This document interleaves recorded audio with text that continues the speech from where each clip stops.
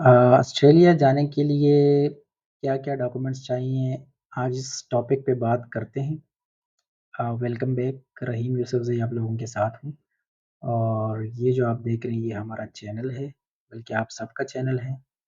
अभी तक जो हमारे सब्सक्राइबर हैं 470, thank you very much for appreciating us and हमें हौसला देने के लिए और हमारी वीडियोज़ देखने के लिए।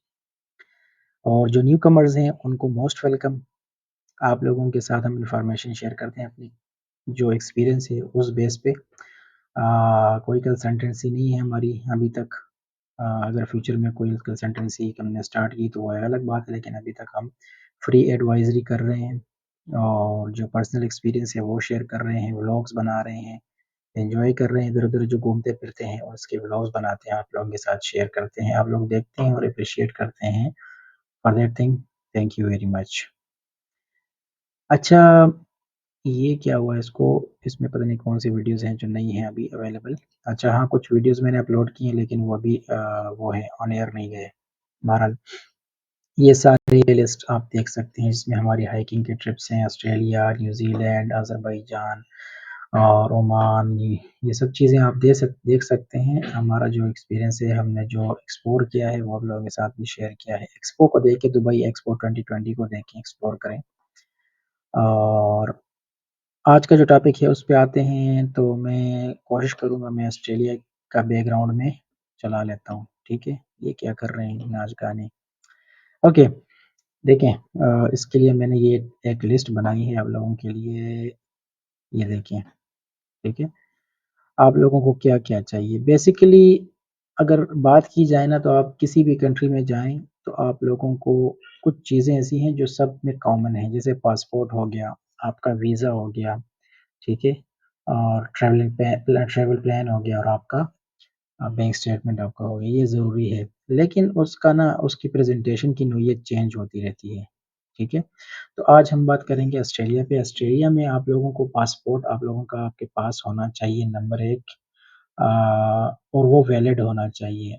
आपका पासपोर्ट पे वीज़ा नहीं लगता, ई-वीज़ा है, लेकिन आपने पासपोर्ट लाज़िम अपने पास रखना है, क्योंकि एक दफ़ा आपने जाके बायोमेट्रिक्स देने होते हैं और वहाँ पे बायोमेट्रिक्स के साथ ही आपका पासपोर्ट भी चेक होता है, ठीक है? आप अपने पासपोर्ट की स्कैन कॉपी सेंड करते हैं ऑनलाइन। उसकी वैलिडिटी 6 मंथ से कम नहीं होनी चाहिए, ज़्यादा हो तो बहुत बेहतर है, ठीक है? और इसके अलावा आपका जो वीज़ा है, यहाँ पे नंबरिंग थोड़ी ऊपर-नीचे है, क्योंकि ये नंबरिंग जो है ना, ये जिस तरह ऑस्ट्रेलिया का जो फॉर्म फिल होता है और वहाँ पे कौन-कौन सी चीज़ किस-किस तरीके से माँगी जाती है, तो ये उस तरीके से है। तो सबसे पहले पासपोर्ट माँगा जाता है, फिर उसके बाद ट्रैवल डॉक्यूमेंट तो पासपोर्ट ही हो गया। यहाँ पे फ़ोटो था, हाँ, यहाँ पे फ़ोटो लिखा होता है, लेकिन फ़ोटो तो कभी माँगते हैं, कभी नहीं माँगते, वो इतना ज़रूरी नहीं है। लेकिन डिजिटल फ़ोटो जो होता है ना, लेकिन वो इतना इम्पोर्टेंट नहीं है, वो तो हर किसी के पास होता है। और जो ट्रैवल डॉक्यूमेंट है आपका पासपोर्ट, वो वैलिड होना चाहिए। नेशनल आईडी कार्ड, जब आप फ़ॉर्म फिल करते हैं, क्योंकि ऑस्ट्रेलिया का जब फ़ॉर्म फिल करते हैं ना, वो भी तरीका अगर आप लोग चाहते हैं तो आप लोगों के साथ में शेयर करूँगा किस तरह फ़ॉर्म फिल होता है। लेकिन आपसे बहुत सी चीज़ें वो रिक्वायर्ड करते हैं, बहुत सी चीज़ें पूछते हैं। तो उसमें नेशनल आईडी कार्ड, जो आपकी कंट्री का नेशनल आईडी कार्ड है, वो भी आप एंटर कर सकते हैं। ड्राइविंग लाइसेंस भी एज़ ए आईडी कार्ड के तौर पे आप एंटर कर सकते हैं, ठीक है? उसके बाद आप ट्रैवल हिस्ट्री आपकी देखी जाती है, ठीक है? ट्रैवल हिस्ट्री कैसी है? अच्छा, मैं इम्पोर्टेंट इम्पोर्टेंट पहले बता देता हूँ। सबसे पहले ट्रैवल पासपोर्ट आपका देखा जाता है, ये बहुत ज़रूरी है। उसके बाद आपका बैंक स्टेटमेंट और आपका वीज़ा और आपका एनओसी, ये बहुत इम्पोर्टेंट है, ठीक है? अगर आप लोगों के पास ये 4 चीज़ें में से एक भी कम है, तो आपका पक्का वीज़ा नहीं लगने के चांसेस 100% तक तकरीबन पहुँच जाते हैं, ठीक है? अ, अब ये क्या चीज़ें हैं, ट्रैवल डॉक्यूमेंट तो आप जानते हैं, ठीक है? नेशनल आईडी कार्ड भी आप जानते हैं कि हमारा जो नेशनल आईडी कार्ड होता है, वो भी जमा करना होता है, उसकी कॉपी जमा करनी होती है, स्कैन। आपका बैंक स्टेटमेंट के बारे में बात करते हैं। देखिए, ऑस्ट्रेलिया ऐसी कंट्री है ना, जो आपको आपकी ट्रैवल हिस्ट्री बहुत ज़्यादा अच्छी ना भी हो ना, तो वो वीज़ा ग्रांट कर सकती है। ऐसे-ऐसे लोगों को मैंने देखा है, मेरा अपना भी ऐसा ही था, कुछ इतने ख़ास ट्रैवल हिस्ट्री तो मेरी नहीं थी, लेकिन मुझे वीज़ा लग गया था। आपके ट्रैवल प्लानिंग पे डिपेंड करता है, ट्रैवल हिस्ट्री पे नहीं, ठीक है? लेकिन साथ में जो बैंक स्टेटमेंट है ना, वो देखा जाता है कि आपके पास वहाँ रहने के लिए पैसे हैं कि नहीं है, आप जितना भी वहाँ पे आने-जाने का खर्चा है, वो आपके पास अवेलेबल है या नहीं है, ठीक है? ये वीडियो प्ले करते हैं जो ऑस्ट्रेलिया के उसके बारे में है, पार्लियामेंट हाउस के बारे में। वहाँ पार्लियामेंट हाउस में हम गए थे, तो ये वीडियो आपके लिए प्ले करता हूँ। अच्छा, तो आपका जो बैंक स्टेटमेंट है वो देखते हैं कि आपके पास कितने पैसे अवेलेबल हैं, ठीक है? उसको अच्छे तरीके से मेंटेन रखें, उसमें जो आपका अमाउंट है आपकी, वो 20,000 मिनिमम होनी चाहिए, इससे कम होगी तो चांसेस थोड़े कम हो जाते हैं। 20,000 हम यूएई में रहते हैं तो 20,000 दिरहम में बात करेंगे, 20,000 अगर आप किसी और कंट्री में रहते हैं तो उसके अकॉर्डिंगली जितना भी आप उसको कन्वर्ट कर सकते हैं तो वो करें, ठीक है? और ये कैश देखा जाता है, अगर आपके पास कोई प्रॉपर्टी वगैरह है तो उसको नहीं देखा जाता है, कैश इन हैंड या बैंक में जो है ना वो आपका देखा जाता है, बल्कि बैंक में देखा जाता है, कैश इन हैंड नहीं देखा जाता, ठीक है? अच्छा, इसके अलावा आपका जो जिस कंट्री में आप रहते हैं ना, वहाँ पे आपका लीगल स्टेटस क्या है? आपका वीज़ा है आपके पास कि नहीं है? तो उसको भी देखा जाता है और बहुत अच्छे तरीके से देखा जाता है। अगर आपके वीज़ा एक्सपायर होने वाला है, तो फिर आप अप्लाई ना करें। क्योंकि अगर आप अप्लाई करेंगे तो आपके वापसी के चांसेस बहुत कम लगते हैं, डाउटफुल होते हैं आप तो, इसलिए वो आपको वीज़ा ग्रांट करने में ज़्यादा शौक नहीं रखते, ठीक है? इसके अलावा एनओसी चाहिए होती है, एनओसी देखिए क्या चीज़ है एनओसी? एनओसी आपके जो एम्प्लॉयर है ना, वो आपको एक सर्टिफ़िकेट देता है, नो ऑब्जेक्शन सर्टिफ़िकेट, उसमें लिखते हैं सैलरी आपकी, दूसरा आपका ट्रैवल प्लान लिखते हैं कि कितने दिनों में मतलब ये जो हमारा एम्प्लॉयी है कितने दिनों के लिए जाना चाहता है और हमें कोई इस पे एतराज़ नहीं है, ये जा सकता है और ये इतने दिनों के लिए इसकी छुट्टी अवेलेबल है। वेकेशन प्लान जो आपका है वो आपकी कंपनी से ये सब चीज़ें उसमें एंटर होती हैं। आपका जो पासपोर्ट नंबर है, आपका पूरा नाम, आपका जो एम्प्लॉयी आईडी है, सब कुछ चीज़ें उसमें किस डेट से आपने जॉइन किया था और अभी किस डेट तक आपका कॉन्ट्रैक्ट वैलिड है, ये सब चीज़ें आपकी लिखी जाती हैं। इसको बोलते हैं एनओसी, ठीक है? तो ये एनओसी फिर आपका वीज़ा, बैंक स्टेटमेंट और आपका ट्रैवल पासपोर्ट ये तो मस्ट हैं। उसके साथ-साथ जो 6 नंबर पे मैंने लिखा है ट्रैवल प्लानिंग, तो ये ट्रैवल प्लान जो आपका है या इटिनरी जिसको बोलते हैं ये भी इम्पोर्टेंट है। इसमें क्या-क्या चीज़ें हो सकती हैं? देखिए ट्रैवल प्लान एक पेपर का नाम नहीं है बल्कि ये पूरा आप एक पेपर में तो आप समरी लिखते हैं कि मैंने ये जगह देखनी है, मैंने फलाँ सिटी में जाना है, फलाँ सिटी में मैं कैसे जाऊँगा, आपके सिडनी से जाऊँगा कैनबरा, कैनबरा से फॉर एग्ज़ाम्पल मैं एडिलेड जाऊँगा, मैं फॉर एग्ज़ाम्पल पर्थ में जाऊँगा, किसी भी सिटी में आप जाना चाहते हैं, तो वहाँ के आपके पास ट्रेन की टिकटें होनी चाहिए, बस की टिकटें होनी चाहिए, ठीक है? वहाँ पे क्या-क्या जगह आप लोगों ने विज़िट करनी है, तो वो उसमें होना चाहिए और अगर फॉर एग्ज़ाम्पल आपने किसी एंटरटेनमेंट जगह पे जाना है, जहाँ जो फ्री है, तो वो भी आप लिख सकते हैं उसमें। जैसे हमारा ये अभी आपको पार्लियामेंट हाउस नज़र आ रहा है देखिए, तो ये हमने विज़िट किया, ये टोटली फ्री है।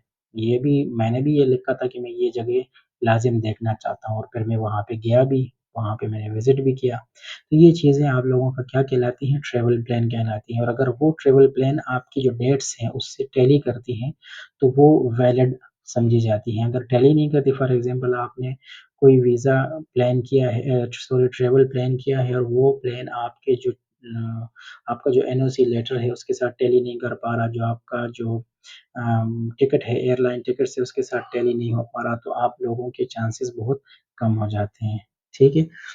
उसके बाद हम बात करते हैं एफआरसी पे, एफआरसी क्या चीज़ है? अ, एफआरसी असल में आप लोगों ने नाम सुना होगा, पाकिस्तान में तो उसको एफआरसी बोलते हैं फैमिली रजिस्ट्रेशन सर्टिफिकेट जिसमें आपके पूरे जो फैमिली है आपकी उसका बायोडाटा या उसका जो मतलब बायो होता है पूरा नाम अपने आपके आपका नाम, आपकी बेगम का नाम, वाइफ का, फिर बच्चे जितने हैं सबका एक फैमिली ट्री बनती है, वो उसमें दर्ज होता है। एक पेपर होता है उसमें सबका नाम और उसके आईडी कार्ड नंबर सब कुछ उसमें दर्ज होता है, तो वो आप लोग इसमें जमा करेंगे, उसकी कॉपी जमा करेंगे, ठीक है? जमा करने का मेरा मतलब ये है कि आपने उसकी कॉपी स्कैन करके उसमें जमा करने की हमारा एफआरसी है, ठीक है? ये फैमिली टाइज़ के लिए बहुत बेस्ट है, ठीक है? एक तो प्रूफ ऑफ रिटर्न के लिए आपका जो वीज़ा है, जिस कंट्री में आप रह रहे हैं, तो अगर आप अपने मुल्क में रह रहे हैं तो फिर तो इसकी ज़रूरत ही नहीं है। फॉर एग्ज़ाम्पल अगर कोई पाकिस्तान से, इंडिया से, बांग्लादेश से, श्रीलंका से अप्लाई करना चाहता है, किसी और कंट्री से अप्लाई करना चाहता है तो फिर वो जो उसका कंट्री ऑफ रेज़िडेंस और कम नेशनैलिटी और जहाँ से वो पैदा हुआ जहाँ पे पैदा हुआ है वहीं पे रह रहा है तो ये उसका जो उसमें ये चीज़ें नहीं चाहिए। उसमें सिर्फ़ आप लोगों का जो अपने मतलब मुल्क का जो आपका पासपोर्ट है ये चीज़ चाहिए और आप लोगों को फॉर एग्ज़ाम्पल आप अपने जो होम का एड्रेस या अपने घर के कागज़ात उसकी कॉपी लगा सकते हैं कि मैं इस जगह में रहता हूँ, ये मेरा मेरा कंट्री है, मैं सब चीज़ें अपने बिज़नेस के अपने जो वो सेटअप है, अपना बिज़नेस सेटअप शो कर सकते हैं। अपने होम कंट्री में अगर अपना आप कोई जॉब करते हैं, तो वहाँ की एनओसी लगा सकते हैं, ठीक है? जो एम्प्लॉयर है उससे। तो ये सब चीज़ें आप लोगों ने देखनी होती हैं कि हाँ आपने सिर्फ़ क्या करना है इमिग्रेशन ऑफ़िसर को आपने ये लाज़िम मतलब उसको कन्विंस करना है कि जो आपका ट्रैवल है ये वैलिड है, ऑथेंटिक है और ये किसी भी ऐसी चीज़ पे नहीं है कि मतलब आप जाएँगे और वहाँ पे आप वहाँ से वापस नहीं आएँगे, आपका रिटर्न का प्लान है, ठीक है? तो एफआरसी क्या होते हैं, ये फैमिली टाइज़ के लिए बहुत इम्पोर्टेंट है और पूरा एक-एक चीज़ आपसे वो माँगते हैं। इवन कि ऑस्ट्रेलिया में एक ये भी बात है कि आपको एक फ़ॉर्म देते हैं कि अगर फॉर एग्ज़ाम्पल आपने अप्लाई किया वीज़ा के लिए और इन बिटवीन आपका अभी रिज़ल्ट नहीं आया और कोई आपके यहाँ किसी की डेथ होती है या कोई बच्चा पैदा होता है, तो कोई इस तरह मेजर जो चेंजेज़ आती हैं, उसका भी आपने फ़ौरन अपडेट्स देनी होंगी। वरना फिर क्या होता है, फिर आपके जो कॉन्सिक्वेंसेज़ हैं, वो मतलब उससे वो कहते हैं उस लेटर में लिखा होता है, जब आप अप्लाई करते हैं, उस लेटर में लिखा होता है कि फिर उसके मतलब कॉन्सिक्वेंसेज़ के लिए आप खुद रिस्पॉन्सिबल होंगे। अगर आप फॉर एग्ज़ाम्पल इस तरह हमें नहीं बताते और कोई मेजर चेंजेज़ आती हैं आपकी फैमिली में। ठीक है ना? अच्छा, मैं देख रहा हूँ ये वीडियोज़ और मुझे अभी याद आ रही है जगह कि यार ये जगह मैंने देखी है, इस तरह मैं वहाँ पे एन्जॉय कर रहा था। मैं थोड़ा बीमार भी हो गया था बहरहाल, खैर ये तो होता है ट्रैवल में। नेशनल आईडी कार्ड की बात मैंने किया, ट्रैवल हिस्ट्री की। ट्रैवल हिस्ट्री बहुत इम्पोर्टेंट है, लोग कहते हैं, लेकिन मैं ये कहूँगा कि अगर आपकी ट्रैवल हिस्ट्री हिस्ट्री थोड़ी भी है, आपका ट्रैवल प्लान अच्छा है ऑस्ट्रेलिया के बारे में और जो हिस्ट्री है ना, वो आपकी ऑथेंटिक है। जहाँ-जहाँ पे आप गए हैं, आपने सही-सही बताया क्योंकि ऑस्ट्रेलिया की वीज़ा जब आप अप्लाई करते हैं ना, तो आपसे एक क्वेश्चन करते हैं बीच में कि कौन-कौन सी जगह में आपका वीज़ा रिफ्यूज़ हुआ है। तो अगर वो आप वो नहीं लिखेंगे तो भी आपका वीज़ा रिफ्यूज़ होने के चांसेस हैं क्योंकि आजकल सब चीज़ें जो है ना ये कंप्यूटराइज़ हैं। सब चीज़ें आपस में इन्फॉर्मेशन शेयरिंग भी होती है कंट्रीज़ की। तो अगर किसी कंट्री से आपका वीज़ा रिफ्यूज़ हुआ है या डिपोर्ट हुए हैं या आप वहाँ से मतलब ओवरस्टे आपने किया है और वो आप नहीं बताएँगे तो वो चीज़ें आप लोगों के लिए अच्छी नहीं होंगी, ठीक है?